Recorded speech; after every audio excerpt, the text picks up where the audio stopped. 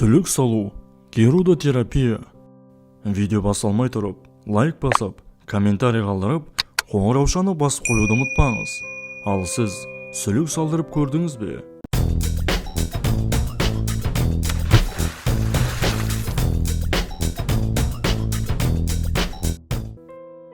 Пайғамбарымыздың оған Алланың игілігі мен сәлемі болсын сүннеті.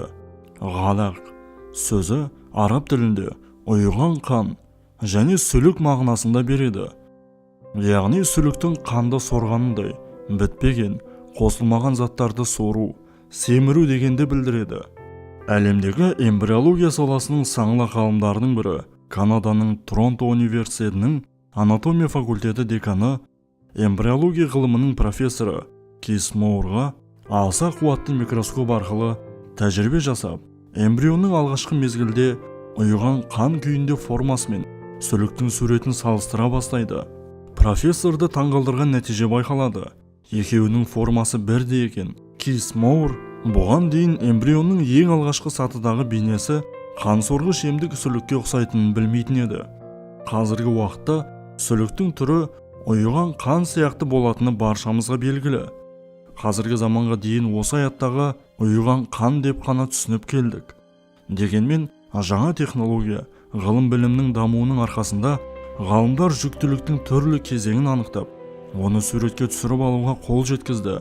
Пайғамбарымыз саллаллаху алейхи уассалам Құранмен, өсімдікпен, ара балымен және сүлікпен емделіңдер деген. Пайғамбарымыздан саллаллаху алейхи уассаламнан емделудің ең дұрыс жолы қан алдыру, ішті айдау және сүлік қолдану деген хадисте риуаят етілген.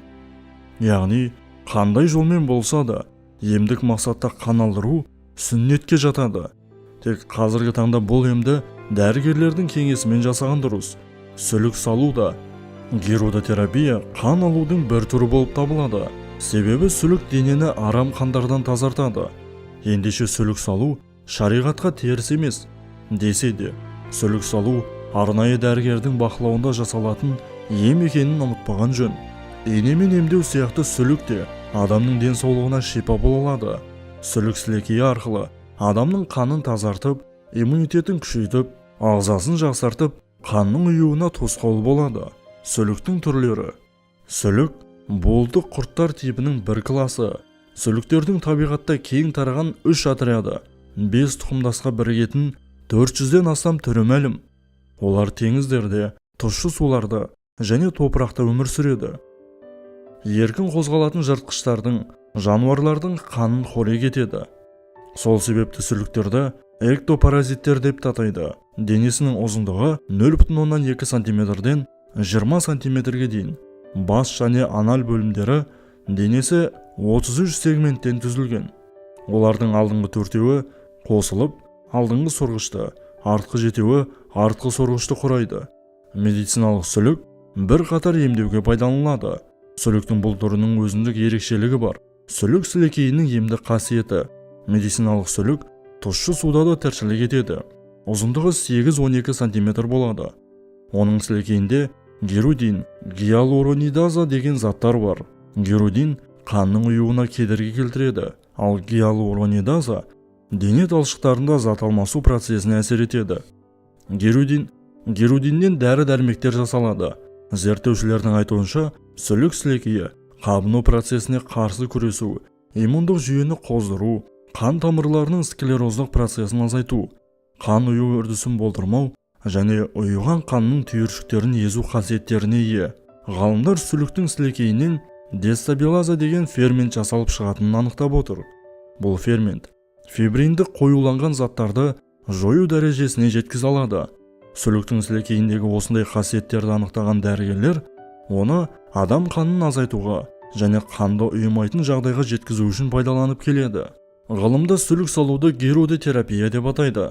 Қазіргі таңда герудотерапия, кардиология, офтальмология, дерматология, хирургия, гинекология, урология, неврология сияқты салаларда кеңінен қолданылатын күре тамыр, қан тамыры, тері ауруларына, өкпе, бас сақинасы, инфаркт, инсульт, глаукома тәрізді сырқаттарға өте шипалы ем. Ең ғажабы, Бұл күндері кейбір адамдар сүлік салудың көмегімен арықтай бастады. Герудотерапияның тиімділігі: сүлік адамның артық арам қанын сорып алады, сөйтіп қан айналымын жақсартады. Сүліктің сілекейі биологиялық белсенді заттарға бай. Осы түрлі ферменттерден тұратын сүлік сілекейі адамның қанын тазартып, иммунитетін күшейтіп, ағзасын жақсартады. Түрлі ферменттермен бірге қанның ұюына тосқауыл қоятын герудин және 100-ге жуық биологиялық пайдалы заттар сүлік сілекейінің басты айырмашылығы. Дәрігерлер сүлікті науқас адамның жүрек қызметі нашарлап, бауыры ұлғайғанда, тромбофлебитте, миокард инфарктінде, жүректің демікпелі ұстама ауруында, миқан тамырларының қысылуында қолданады. Сүлік салып емдегеннен кейін сырқаттың дене қызуы қалпына келеді. Қан қысымы, қандағы қант мөлшері төмендейді. Ұсақ қан қатпарлары жойылып, ісікке қарсы ауырсыздандыру тетіктері іске қосылады.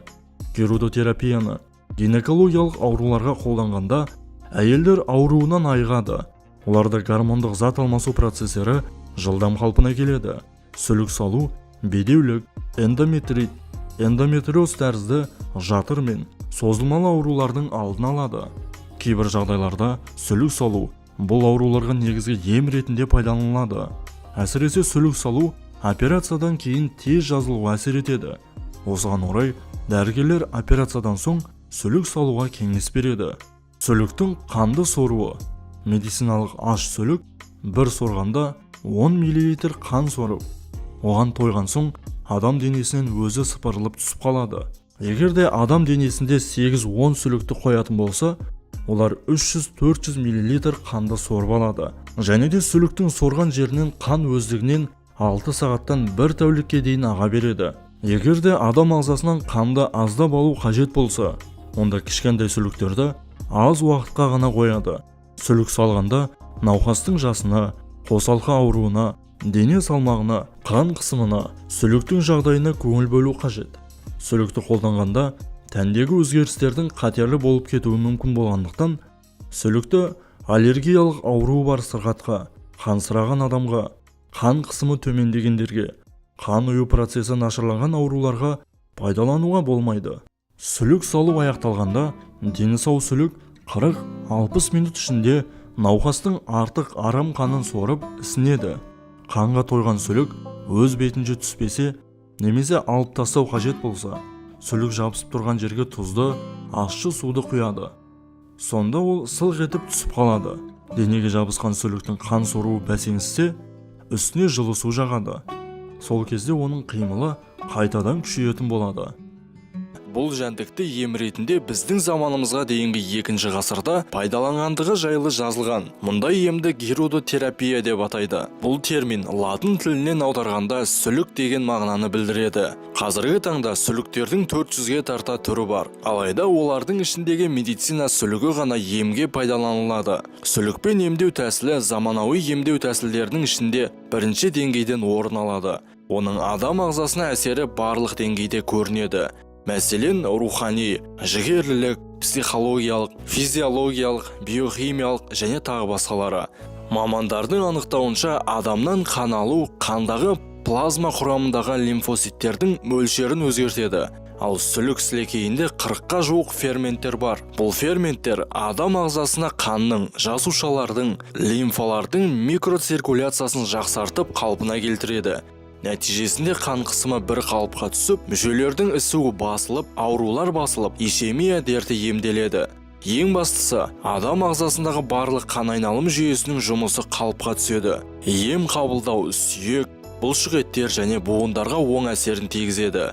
Сүлікпен емдеудің арқасында қанның ұйығаны тарқап, зарарсыз ісіктер жазылып, иммунитет көтеріліп, зат алмасу процесі жақсарады. Сонымен қатар, бұл жәндікпен емдеу адам ағзасындағы энергетиканы қалыпқа түсіріп, көңіл күйді көтеріп, ашушаңдықты басып, күйзелістен шығарып, ішкі қорқынышты басады. Жұмысқа деген қабілеттілігін ашып, жыныс жолдарының жұмысын жақсартады. Сүлік сілекейі құрамында адам ағзасына пайдалы көптеген элементтер бар. Яғни сілекейі қанға микроциркуляцияны арттырып, нәтижесінде ткандарды оттекпен және пайдалы элементтермен толықтырады. Сүлікпен ем қабылдау физиологиялық және психологиялық көзқарас тұрғысынан қарасаң өте нәтижелі. себебі олар табиғи, ауыртпайтын тірі ине болып табылады. Олар денеге жабысып шаққаннан кейін бірден ауыртпайтын фермент бөледі де, ем барысында оның қадалып, жабысып тұрғандығы білінбейді. Шаққан жердегі тамырлар кеңейіп, қан ағады. Ем барысында сүліктер бірден қанды ағызып, бірде қан құрамына түрлі элементтерді бөліп жіберіп отырады. Медициналық сүліктер тек қана емдік қана емес, сонымен қатар ағзаны жасартатын қасиетке ие. Сол себепті оларды косметологияда өте жиі қолданады. Сүліктің әйел ағзасына әсері өте тиімді. Ол қанды сору кезінде күшті рефлекторлық ықпал жасап, нәтижесінде кіші жамбастағы қабыну және іркілу процесін тоқтатады. Жатырдың қабынбалы және созылмалы дерттерін емдеп, түрлі дерттерге шипа болады. Сүлікті арнайы медициналық фабрикаларда өсіріп таратады. Ескерту: медициналық сүліктің нәтижелі болуы үшін дененің биологиялық белсенділігі жақсы жерлеріне қою керек. Бір емге пайдаланылған сүліктерді келесі емге қолдануға болмайды.